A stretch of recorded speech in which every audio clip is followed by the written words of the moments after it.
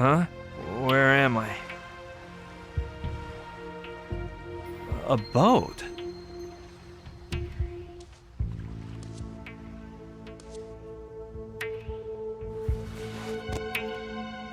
Man, I ache all over. And that light. Just a sec. Hold on, give me a minute here.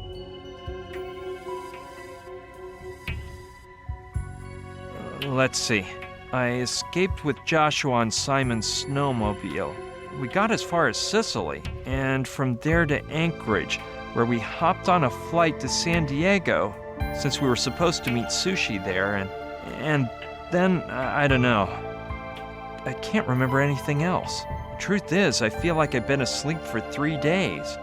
Joshua's missing, and what in the world am I supposed to do now?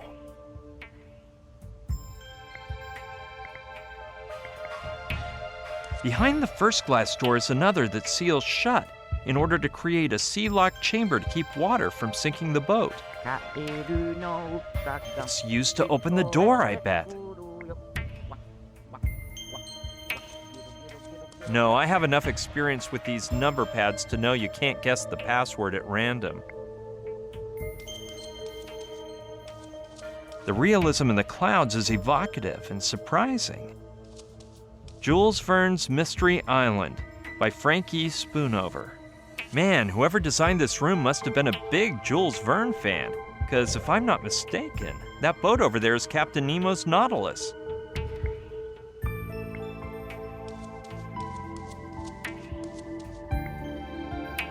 According to the sign up there, it's the Neptune Suite.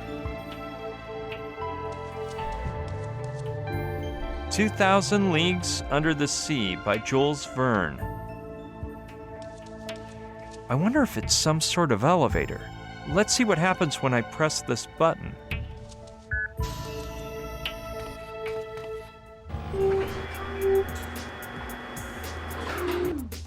Isn't that... Sushi! Brian! You finally woke up. It's amazing to see you again. No, I'm the one who's excited. So how are you feeling? Well, a bit nervous, because besides the whole Gina problem, the soldiers and the Trantonite, I can't even remember how I got here. The truth is, I don't even know where we are. Ha ha ha. I got here this morning, but from what Rutger told me about last night, I'm not surprised your memory is shot. And as for the Trantonite, everything has been fixed. You don't have to worry about a thing.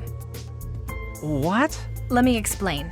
It turns out that a man flying in some bizarre device was painted inside a tomb within the ancient Mayan ruins of Palenque. It's so weird, it looks like a spaceship. So much so that people call it the astronaut of Palenque. As soon as I found out, I took off for Palenque. The stone has to be there. The first thing they told me when I got there is that the tomb was robbed more than 5 centuries ago. 5 centuries! Finding the stone was going to be impossible. Luckily, they gave me a hot contact, Paco, a Spanish student obsessed with the whole topic, and he just happened to be working at the temple ruins then.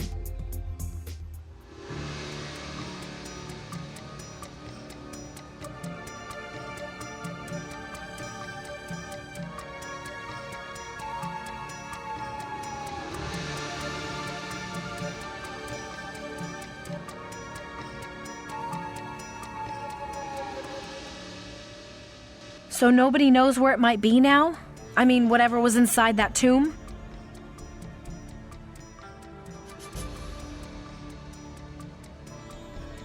Don Inigo de Malantuñez y Gagnon.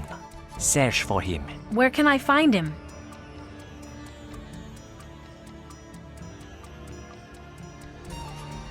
No idea. Probably at the bottom of the sea, since he was one of the cruelest pirates of the 16th century. Nobody knows how his galleon, the Orion, managed to survive the harshest tempests, or come out unscathed from battles with much better armed vessels. Legend even has it that his ship's figurehead shined like the sun. However, his sailors assured it was all thanks to a lucky charm made of stone. An awesome object that Malantunes supposedly found in his youth. And now you're going to tell me the miraculous item came from that robbed grave, right? You are right. I've been researching, and it appears that as a kid, Captain Malantunes worked for the conquistador Hernan Cortez. He had the bad fortune of falling in love with Malinche, who was none other than his commander's lover. Cortez challenged him to a duel, ripped out his eye, and left him in the jungles of Chiapas, fewer than 30 miles from the city of Palenque. So you're suggesting that Malantunes stole something from the grave, which protected him for the rest of his life? Very interesting. But how can I find his trail? There's evidence that in 1564, he stole the map of the Manila route, the Spanish crown's best-kept treasure. It could have made him richer than the king himself. After that, his trail is lost. Perhaps he set sail for the Philippines. But if you're so interested, why don't you go look in the archives of the Indies? I had heard that everything written on Spain's colonies in the Americas could be found in the archives of the Indies in Seville, Spain, and that even professional treasure hunters go there to locate sunken galleons. So I expressed my gratitude to Paco and vamoosed to Seville. You're unbelievable, Sushi. Hold on, the hardest part had yet to begin. I'm accustomed to breaking passwords and codes, pushing a button and getting quick results. But when I saw the work I'd have to do in Seville...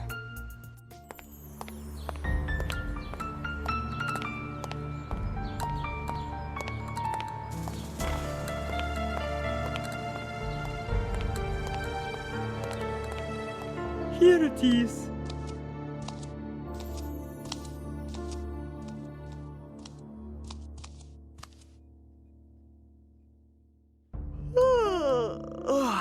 In this aisle you'll find everything you need about galleons, which disappeared from 1560 to 1570. Look for whatever you want, and don't worry about making noise.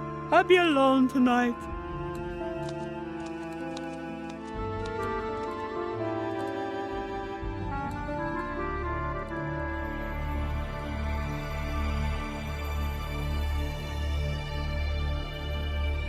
I searched through book after book, galleon after galleon, and pirate after pirate until... Captain Malantunes of the Orion. That was it. I found a short passage of what seemed to be Malantunes' memoirs, taken down by a female prisoner who was with him. On the last pages, his scribe wrote that an English boat had sunk the Orion, and after being rescued, this record keeper went on and on about what a scoundrel Malantunes was. Lucky for us, the date of the shipwreck is mentioned, March 6th, 1564, 6 days after the Orion set sail on a journey from Acapulco to Manila. I had everything I needed to locate the approximate position of the galleon, so I checked maps from those days, did some calculations, and finally managed to determine an exact point in the Pacific Ocean. That's the whole story, Brian. I charted the possible shipwreck site to an area of less than 80 square nautical miles. Then I called Saturn and told him what direction to take. 80 square miles?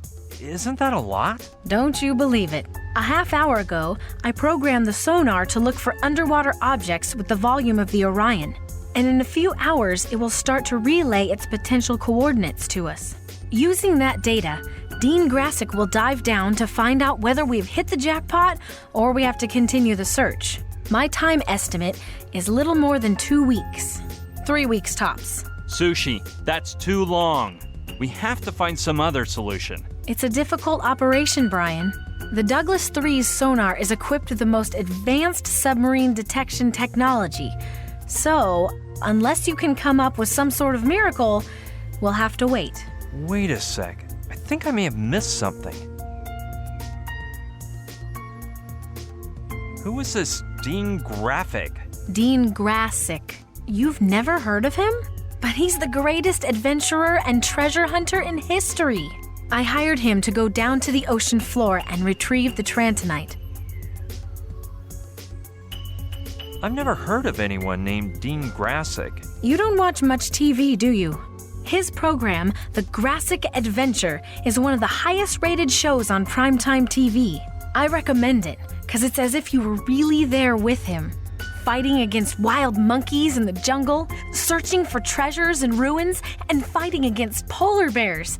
Dean takes a camera on all his adventures, and every evening he broadcasts images of the most amazing parts of that day's adventures. Plus, he's so cute.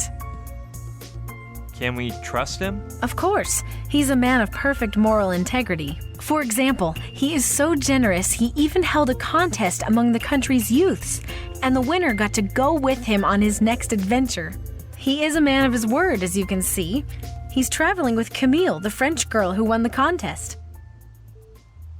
What part of the boat is he in now? A while ago, he told me he'd be in the sea lock room, tuning up the diving equipment. I'd rather not talk about him anymore. Don't be that way, Brian. You'll see how nice he is. Speaking of Rutger and Saturn, Yes? now, how is it they came too? When you IM'd me about Trantor and the amoeba, I thought it would be a good idea to bring along a man of science. So before departing from Douglasville, I asked Saturn to join my team. As for Rutger, well, that was a bit more spur of the moment. They're nice guys, but I think we've discussed their participation enough. Okay, whatever you say. I've seen there's a password-protected door. And you want me to give you the password, right? Well, store this in your memory. 0512. 0512. Thanks, Sushi. No sweat. Anything else? Let's continue this conversation later, okay? Whenever you wish, Brian.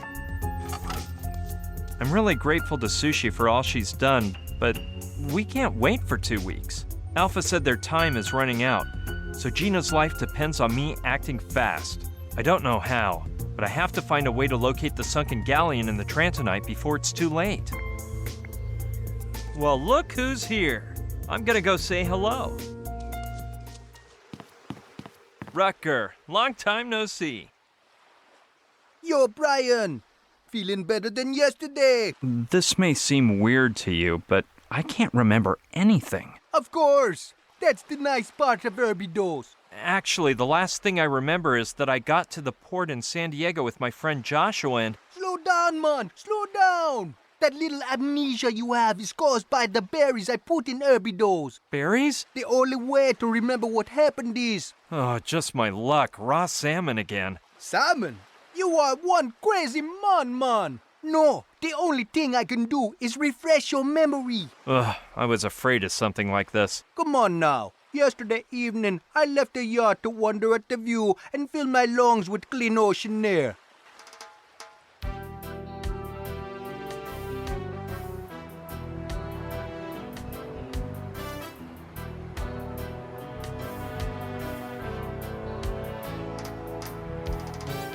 Tell me now, how far can you go? When singing ends and you're walking in a beating rain. Summer warms, the cold wind is chilling. In the wind, now I hear a voice ringing. Just Sugar king to me, let me show you something. Can you see that girl being told? Somebody did to her, and now how is her feel? Oh my God, that hurts. And what happened then?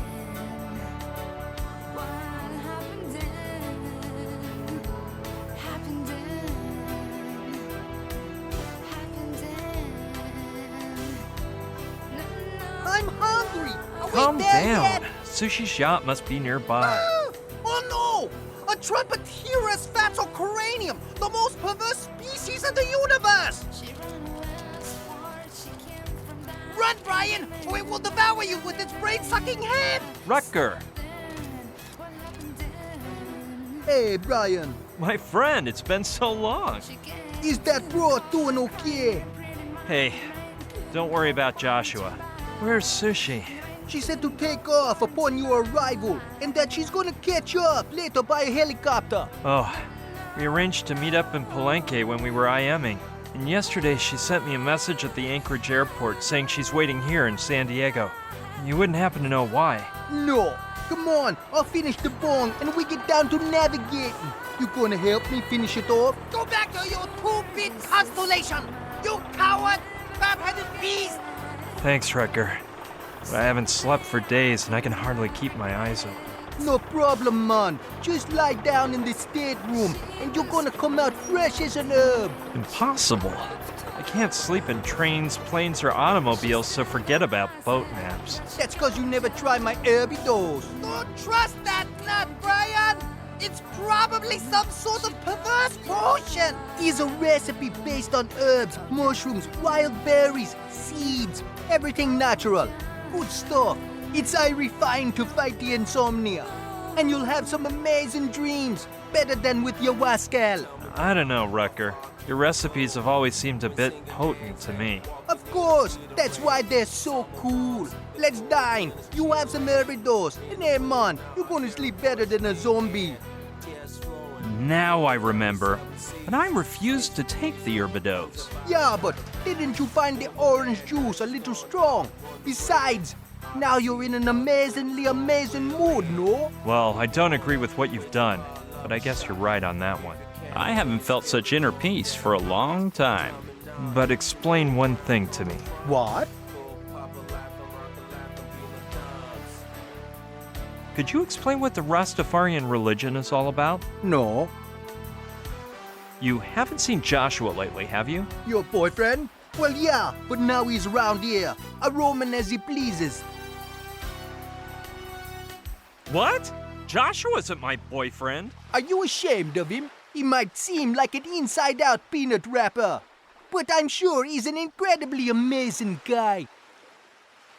What made you think that Joshua and me... He's not as flamboyant as you, but if you two ain't gay, then I'm no Rastafari. I say gay in a totally cool way, man. Did you convince Joshua you aren't a fat-headed hornblower? Not until he seen me without me hat.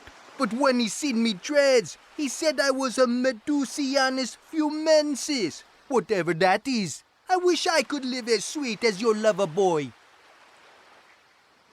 That's the telepathic helmet you've got there, isn't it? Telepathic? Well, it's the one that you gave to that bird-brained Saturn a while back, man. But I want it fair and square, and it's mine now. I brought it to the boat, 'cause it really freaks me out.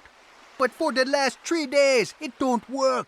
Typical overvalued Babylon machine. By the way, Joshua came here before, man, and told me he had a similar device. But that his was much awesomer and less pathetic. That whole thing about Saturn being an idiot, it's all in good fun, right? No, I say it in the worst way. Saturn, imbecile. Actually, Joshua built it to communicate with the Trantorians. When he managed to get abducted, I kept it. Oh yeah, and that whole thing about the Martians and the stone they lost. I know how difficult it is. 'Cause I lost one the other day, and I felt an evil feeling at the tip of me dreadlocks. The important thing here is not the helmet, it's... It's what? We'll talk later, Wrecker. Sure, man. It's huge. Maybe I can use it for something. It's a hog bristle broom. Very durable.